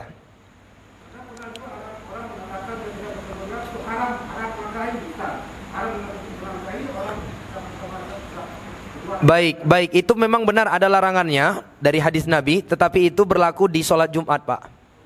Berlaku di sholat Jumat memang kita dilarang melangkahi pundak-pundak orang dan memisahkan antara dua orang yang tadinya sudah saling berdempetan lalu kita pisahin ya. Itu memang dilarang di dalam sholat Jumat. Adapun dalam sholat lain insya Allah tidak. Memang dalam sholat Jumat demikian. Makanya kita juga dalam sholat Jumat itu ketika kita datang lebih awal duduk paling depan Pak. Jangan malu-malu duduk di sana, jangan malu-malu, ke depan. Ke depan. Supaya apa? Yang pertama kita dapat keutamaan. Yang kedua supaya saudara kita yang datang telat itu tidak susah jadinya dia. Dia serba salah jadinya. Mau sholat di luar nggak mungkin. Mau maju ke depan ini sudah susun paku nih di belakang nih. Mau nggak mau harus dilangkai. Itu tadi. Makanya kita kalau datang lebih awal langsung ke depan. Jangan duduk-duduk di depan malu-malu. Dan di beberapa masjid itu memang diingatkan oleh DKI masjidnya agar mengisi shop-shop yang masih kosong. Tapi kalau saya lihat di masjid kita ini datang telat pun insya Allah shopnya masih ada. Karena nggak penuh-penuh Pak ya. Baik, itu yang pertama. Kemudian yang kedua, shop yang di depan ini apakah hanya berlaku bagi orang yang sudah balik? Anak yang belum balik nggak bisa di shop pertama? Ini salah Pak. Salah. Ini berlaku bagi siapa saja, baik itu yang sudah balik maupun yang belum balik, dengan catatan anak tersebut sudah mumayyiz. Mumayyiz itu sudah bisa membedakan mana yang ibadah, mana yang kebiasaan. Dia sudah tahu apa yang dia lakukan ini adalah ibadah, sholat. Dia nggak main-main. Jadi kalau dia belum balik, tapi dia serius orangnya di dalam sholat, anak tersebut, maka kalau dia datang lebih awal, kita nggak boleh keluarin, Pak. Nggak boleh kita suruh ke belakang, nggak boleh. Apalagi memang masih kosong, kita suruh ke belakang, nggak boleh. Ini diskriminasi kepada anak kecil. Ya, nggak boleh, Pak. Dengan catatan apa? Dia sudah mumayyiz. Apa kata Nabi alaihi salatu wasalam? Muru auladakum bis salati inda sab'in wadribuhum 'alaiha bi'asyar. Perintahkan anak-anak kalian untuk melakukan sholat di usia 7 tahun. 7 tahun sudah balik belum? Pada umumnya anak-anak itu belum balik. Karena balik itu yang pertama ketika berusia 15 tahun, yang kedua sudah mimpi basah, atau yang ketiga sudah mulai tumbuh bulu di sekitar daerah kemaluan. Anak 7 tahun biasanya belum balik. Tapi apa kata Nabi? Perintahkan mereka untuk sholat. Dan Nabi tidak memisahkan. Nabi katakan perintahkan mereka sholat tapi di belakang ya. Enggak. Nabi sebutkan secara umum. Jadi berlaku, Pak. Yang asal jangan ditaruh di belakang imam. Karena yang di belakang imam ini harus adalah orang yang bisa sewaktu-waktu menggantikan posisi imam kalau batal. Tapi selain daripada itu silahkan. Jadi kalau anak kecil boleh datang duluan misalnya, udah dia nunggu setengah jam ini, Pak. Semangatnya dari rumahnya. Setengah jam sebelum azan dia sudah mandi, minta baju sama ibunya supaya bisa pergi ke masjid. Kita yang datangnya pas mau qomat, kita tarik dia ke belakang, Dek. Dolim gak ini, Pak? Dolim. Dan hati-hati, diingatnya ini sampai tua, Pak. Bisa-bisa kalau kita meninggal gak mau sholat ini. Bapak itu dulu pernah ditariknya saya, diusir saya dari sop pertama, disuruh saya ke belakang.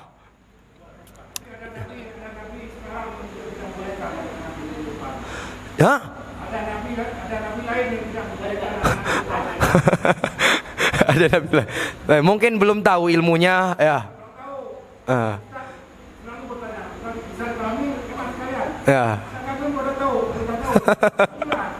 Mungkin kita maklumi saja, mungkin belum tahu hukumnya. Jadi disebutkan di masa Nabi itu ada seorang sahabat, Pak, usianya 7 tahun. Usia 7 tahun, dia sholatnya tahu di mana, Pak? Bukan di sop pertama, di depan sop pertama, Pak. Jadi apa? Imam, namanya Umar bin Abi Salamah. Umar bin Abi Salamah usianya 7 tahun. Dia jadi apa? Jadi imam di masa Nabi. Berarti sah nggak anak yang belum balik jadi imam? Sah. Kalau sah jadi imam, tentu jadi makmum lebih sah lagi. Kalau dia sah jadi makmum, kenapa harus kita suruh di belakang? Selama dia serius di dalam sholat, taib, kita nggak boleh usir dia dari belakang, Pak. Nah, kalau kita orang tua ingin berada di depan, ya harus datangnya lebih awal daripada dari mereka. Ya seperti saya bilang tadi, jangan sampai mereka sudah datangnya setengah jam di sini, kita datangnya pas qomat, kita suruh mereka ke belakang. Itu nggak boleh. Jadi pahami demikian. Wallahu a'lam bissawab. Jadi anak kecil itu kalau mereka sholatnya sah, asal dia sudah mumayyiz. Kalau makmumnya dia sah, kalau imamnya dia sah, makmum tentu lebih sah. Maka kita nggak boleh suruh keluar. Ini diantara kekeliruan yang biasa kita lihat di masyarakat, ya. Taib. Bentuk diskriminasi kepada anak kecil. Ya, demikian. Wallahu a'lam bissawab. Baik, silakan, Pak.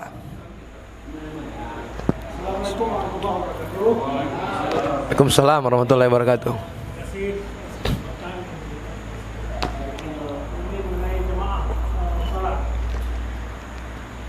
Apakah selain dari masjid ini ada jemaah lain dikhususkan? Selain dari masjid ini, buat jemaah lain ini gimana maksudnya, Pak? Saya kurang paham.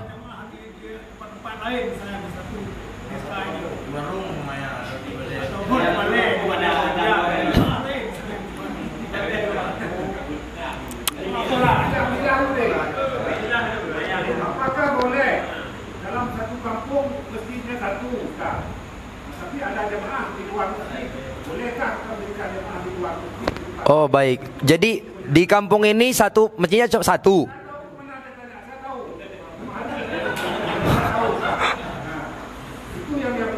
Baik. Jadi di kampung ini satu masjid. Tapi ternyata di sana ada jamaah lain. Baik, boleh apa tidak? Jawabannya nggak boleh. Jawabannya nggak boleh jamaah. Ya. Baik, jawabannya nggak boleh. Kenapa? Karena itu akan memecah belah kaum muslimin. Salah satu hikmah kita disyariatkan untuk sholat berjamaah itu supaya kaum muslimin itu menyatu, Pak. Kaum muslim itu apa? Menyatu. Lah kalau kita masing-masing buat balai sendiri nanti bisa jadi satu kampung itu ada 10 balai. Hasilnya apa? Di masjid nggak ada orang sholat, di balai semua sholatnya. Kalau celah yang seperti ini kita biarkan akan berantakan, Pak. Jadi masing-masing ini ada balainya, ini ada balainya, ini ada balainya. Kalau celah yang seperti ini kita biarin akan berkotak-kotak kaum muslimin tadi. Maka tidak boleh. Sholat berjamaah itu dilakukan di masjid. Semuanya harus ngikut kemana? Ke masjid. Makanya ketika orang-orang munafik mereka membangun sebuah masjid di masa Nabi yang dinamakan dengan Masjid Diror. Tujuan mereka membangun Masjid Diror ini apa? Untuk mengkotak-kotakkan kaum muslimin, memecah belah di antara mereka. Apa kata Allah? La takum fihi abadan. Jangan engkau sholat di situ selama-lamanya, jangan sholat, kata Allah. La masjidun ussisa ala taqwa ahaqqu an taquma fihi. Masjid yang dibangun atas dasar ketakwaan, meraih ridho Allah, yaitu Masjid Nabawi atau sebagian mengatakan Masjid Kuba. La ahaqqu an taquma fihi. Itu lebih berhak engkau sholat di dalamnya. Allah larang mereka sholat di mana? Di Masjid Diror ini. Kenapa? Karena Masjid Diror itu memang dibangun untuk apa? Memecah belah kaum muslimin. Jadi hal yang seperti ini jamaah yang dimuliakan Allah tidak dibenarkan. Semuanya harus datang ke masjid. Kalau masalah buat pengajian, ingin buat pengajian di balai, ingin buat pengajian di rumah, silakan. Tapi kalau yang ditanyakan sholat berjamaah nggak bisa, jamaah yang dimuliakan Allah. Warka'u ma'ar-raki'in, kata Allah. Rukulah bersama orang-orang yang ruku. Di mana orang ruku ini? Di masjid. Allah perintahkan kita ruku bersama orang-orang yang ruku di mana? Di masjid, jamaah. Makanya kalau sekiranya hal itu diperbolehkan, lihat bagaimana ada seorang sahabat yang buta pada waktu itu, Abdullah bin Ummi Maktum, minta izin kepada Nabi SAW untuk tidak menghadiri sholat berjamaah di masjid. Awalnya Nabi katakan, ya udah kamu dapat udzur karena buta. Setelah itu apa kata Nabi? Hasmi'tan nida, apakah kau dengar azan? Kata orang tersebut, iya saya dengar azan. Fa'ajib, kalau demikian, kalau kau dengar azan, harus engkau penuhi panggilannya. Kau harus berangkat ke masjid, walaupun buta ini, coba. Buta. Tetap kata Nabi ke masjid, sholat berjamaahnya, bukan ke balai. Ke masjid, jamaah. Jadi kalau dibiarkan, ya mungkin seperti misalnya yang ditanyakan ini sudah terjadi di kampung ini. Mungkin bapak-bapak sudah merasakan bagaimana terjadi perkotak-kotakan, ya enggak jamaah? Ya iya. Maka celah ini harus ditutup sebenarnya, enggak boleh seperti itu. Baru berapa balai Pak ada? Satu balai kan? Kalau ada datang ke depan 5 balai lagi, gimana coba? Hah? Habis, nggak ada orang yang ke masjid jadinya, jamaah yang dimuliakan. Jadi hilang. Ruh sholat berjamaah itu hilang. Tujuan diantara hikmah kita disyariatkan sholat berjamaah, jadi kaum muslim itu ngumpul. Terlihat syiar Islam. Mereka saling ketemu satu dengan yang lainnya, saling bertegur sapa, saling mengetahui kondisi satu dengan yang lainnya. Dengan mereka ketemu di masjid, si fulan akan tahu bahwa saudaranya ini sakit. Beberapa hari nggak kelihatan di masjid. Oh, sepertinya si fulan sakit. Coba kalau seperti ini jamaah, masing-masing sholat di balainya. Apa yang terjadi dengan orang yang berada di balai kita nggak tahu sekarang. Mau dia sudah seminggu nggak ke masjid kita nggak tahu kan? Tahu jamaah. Jadi nggak boleh yang seperti ini. Kalau celah ini dibuka akan terjadi kerusakan yang sangat banyak. Hah?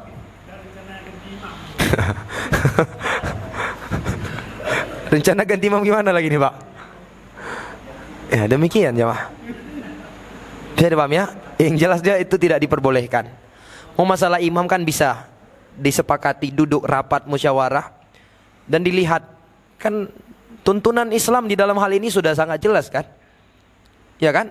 Ya umul qaum aqra'uhum li kitabillah. Orang yang paling berhak menjadi imam di suatu kampung itu apa?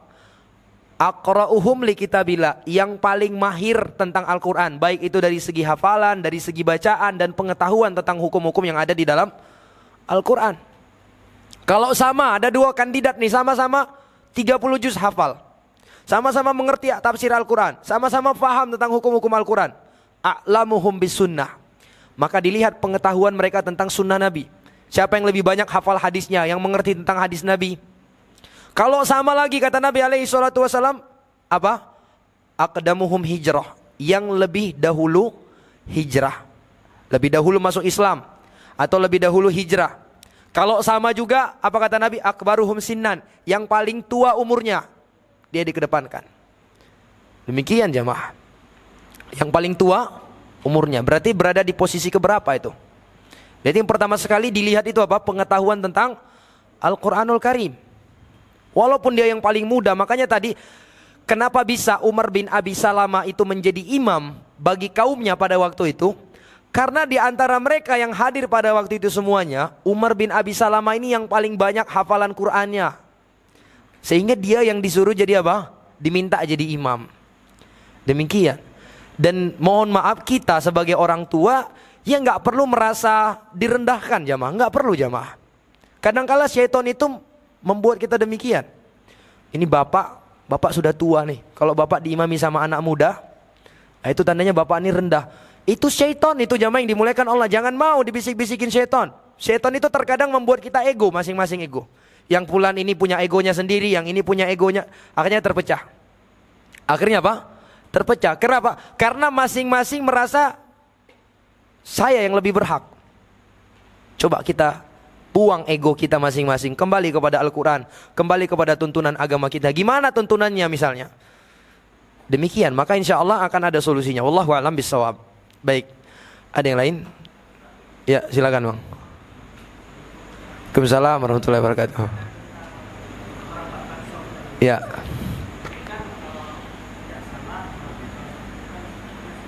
Ya.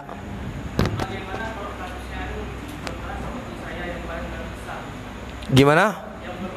Iya. Bukan abang aja, ada juga kawan-kawan kami juga. Ya.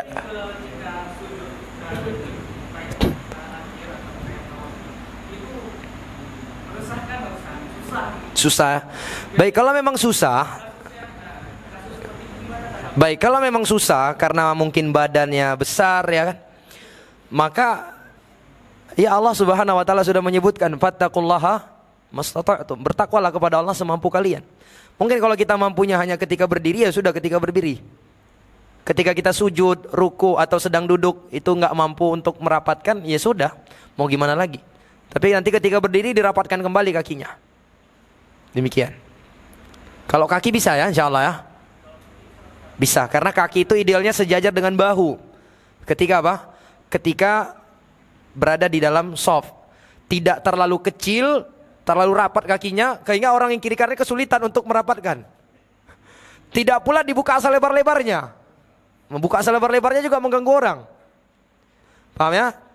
Jadi sejajar dengan bahu kita. Demikian. Wallahu a'lam bishawab.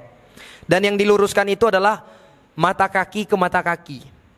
Ya, atau tumit ke tumit, itu yang disejajarkan, bukan jari ke jari, jari-jari ke jari-jari. Karena ada orang yang jari-jarinya panjang. Tapi berarti yang diluruskan adalah mata kaki. Wallahu a'lam bishawab. Baik, ada yang lain? Kalau tidak ada, oh ya, silakan Pak. Waalaikumsalam warahmatullahi wabarakatuh. Ya apa Pak? Banyak juga nggak masalah Pak.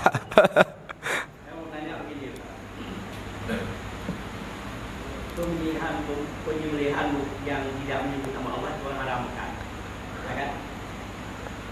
Tapi yang maksud ini, yang disembelih itu, dia baca nama Allah, menyebut nama Allah. Tapi dia untuk berhala, pada dibuang di laut, untuk berhala, tidak pindahkan dalam rezeki dari laut. Jadi yang dagingnya itu dimasak aja tuh, diudang kita gitu. Benar-benar. Baik, jadi gini. Baik, berarti ini kasusnya ada hewan sembelihan disembelih dengan tujuan kepalanya untuk laut. Berarti secara asal memang ini hewan ini untuk disembelih untuk laut kan? Berarti itu termasuk berarti menyembelih untuk selain Allah. Iya. Paham ya? Jadi penyembelihan kepada selain Allah itu banyak bentuknya. Bentuk yang pertama, diniatkan untuk selain Allah tapi baca bismillah. Ini tetap dihukumi sebagai syirik. Yang kedua, diniatkan untuk kepada Allah tapi dengan menyebut nama selain Allah. Ini juga termasuk syirik. Yang ketiga, diniatkan kepada selain Allah dan bacanya juga bukan nama Allah. Ini juga termasuk syirik. Tapi termasuk tadi kasus yang disebutkan tadi. Dia menyembelih untuk selain Allah, untuk laut. Bukan hanya untuk lautnya, pasti ada keyakinan jin penunggu yang di laut. Pasti itu jamaah. Karena secara logika tidak akan mungkin orang itu hanya sekedar menyembelih untuk laut tok. Pasti ada keyakinan apa? Bahwa laut itu memiliki penunggu. Pasti itu, walaupun mereka nggak ucapkan, pasti ada. Maka ini dihukumi penyembelihan yang syirik dan dagingnya haram untuk kita makan. Kalau kita diundang, jangan mau datang. Selesai. Nggak boleh datang jamaah. Bisa dipahami? Loh nggak enakan nih Ustaz. Lagi-lagi nggak enakan. Kalau memang berlaku nggak enakan itu jamaah, itu harusnya kita peruntukkan yang pertama sekali kepada siapa? Kepada Allah Subhanahu wa taala. Harusnya kita sebelum datang mikir dulu, ini kalau saya datang, Allah ridho nggak kepada saya ini? Atau Allah murka kepada saya? Harusnya demikian dulu yang harus kita pikirkan jamaah. Bisa dipahami? Wallahu a'lam bishawab. Jadi kita tidak diperbenarkan untuk mendatangi acara seperti itu. Terlebih memang itu adalah acara kesyirikan. Andai kita diundang bukan untuk makan dagingnya, tapi kita diundang untuk makan apa misalnya? Gorengan misalnya. Karena dagingnya sudah dihabiskan sama mereka, tinggal gorengannya aja. Kita diundang ke acara tersebut, boleh nggak kita datang? Jawabannya tetap nggak boleh. Allah Subhanahu wa taala mengatakan, "Walaqad nuzila 'alaikum fil kitabi an idza sami'tum ayatillah yukfaru biha wa yustahza'u biha fala taq'udu ma'ahum." Telah diturunkan kepada kalian sebuah ketentuan di dalam Al-Quran. Apa itu? Ketika kalian melihat ayat-ayat Allah dikufuri atau diolok-olok, maka jangan kalian duduk sama pelakunya. Ini jelas-jelas kekufuran terhadap ayat-ayat Allah. Ayat Allah mengatakan, "Qul inna sholati wa nusuki wa mahyaya wa mamati lillahi rabbil alamin." Katakanlah sesungguhnya salatku, sembelihanku, hidup dan matiku hanya untuk Allah. Lalu mereka sekarang sembelih untuk laut. Apa ini? Kufur terhadap ayat Allah. Apa kata Allah? Fala taq'udu ma'hum. Jangan duduk sama pelakunya, jangan. Enggak boleh. Enggak boleh jamaah yang dimuliakan Allah. Untuk sekelas perayaan maksiat saja kita enggak dibenarkan untuk datang. Maksiat ini. Kita enggak diperbolehin datang menonton acara tersebut, apalagi kesyirikan. Lebih-lebih tidak diperbolehkan. Dan lebih lagi tidak diperbolehkan apabila kita sebagai seorang tokoh di kampung tersebut. Lebih tidak diperbolehkan. Kenapa? Karena dengan datangnya kita akan memberikan fitnah untuk sebagian orang. Mungkin orang nggak tahu permasalahan ini, cuma ngekornya ke kita sebagai tokoh kampung. Ya nggak jamaah? Kalau kita datang, bapak itu aja datang, Tengku Imum saja datang. Hah? Dosanya double ini tuh Tengku Imumnya jamaah. Hati-hati. Hah? Iya betul. Benar jamaah. Kalau kita sebagai tokoh yang diikuti oleh orang-orang, kita datang ke perayaan tersebut, sehingga dengan datangnya kita, orang juga akan datang, dosanya double sama kita. Tengku Imum aja datang. Hah? Tengku Imum aja ikut-ikutan, selesai kita jamaah yang dimuliakan Allah.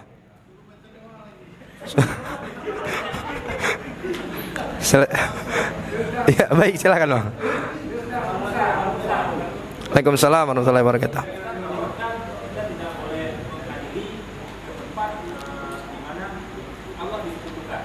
Ya. Bagaimana dengan di tempat-tempat yang lain yang masjid, akhirnya wilayah itu ditaklukkan dan masjid itu dijadikan tempat untuk pendidikan Allah. Lalu muslim datang mengambil alih daerah itu, bagaimana dengan masjid itu? Suatu tempat tadinya masjid, lalu berubah fungsi jadi tempat kesyirikan.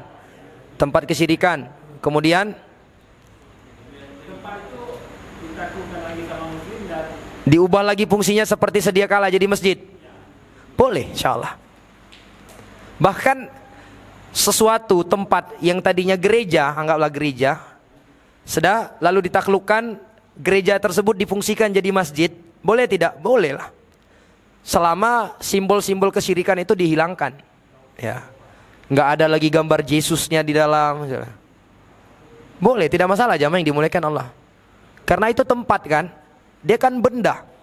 Dan yang membuat haram itu kan karena fungsinya tadinya digunakan sebagai tempat kesyirikan. Nah ketika fungsinya tadi sudah diubah menjadi fungsi yang masyru' disyariatkan, maka tidak masalah.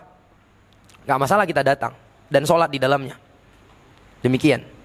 Sholat di dalamnya. Bahkan para ulama membahas di pembahasan larangan kita menyembelih di tempat orang-orang musyrik menyembelih kepada selain Allah. Misal nih, di suatu tempat ada suatu lapangan yang orang-orang musyriknya di situ menyembelih untuk selain Allah. Lalu tiba giliran Idul Adha, kita ingin menyembelih juga. Kita nggak boleh menyembelih tempat tersebut. Walaupun kita menyembelih untuk Allah, itu nggak boleh. Taib, itu tidak diperbolehkan. Tapi kata para ulama, kalau jenis ibadahnya berbeda, maka itu diperbolehkan. Seperti apa misalnya? Antara ibadahnya orang Nasrani yang ada di dalam gereja dengan ibadah kita di dalam masjid sholat, sama apa tidak? Sangat berbeda kan? Maka di dalam kondisi ini para ulama mengatakan boleh sholat di dalam kanisa kalau memang tidak ada tempat yang lain. Itu dibahas oleh para ulama demikian. Makanya disebutkan sejumlah para sahabat dahulu ketika terjadi penaklukan negeri-negeri kafir, ditaklukkan sama mereka, otomatis kan nggak ada masjid ya. Namanya juga negeri kafir yang baru saja ditaklukkan. Sebagian mereka melakukan sholatnya di dalam gereja. Karena jenis peribadahannya itu berbeda. Tapi lagi-lagi itu dengan melihat maslahat kondisi masyarakat sekitar.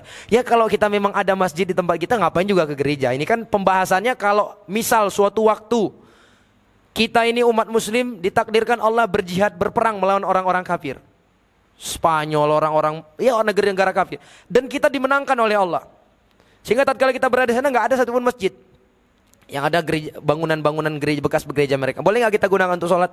Boleh. Demikian. Kalau memang tidak ada. Gimana Pak? Insya Allah. Bisa dipahami ya? Baik, demikian. Ada yang lain?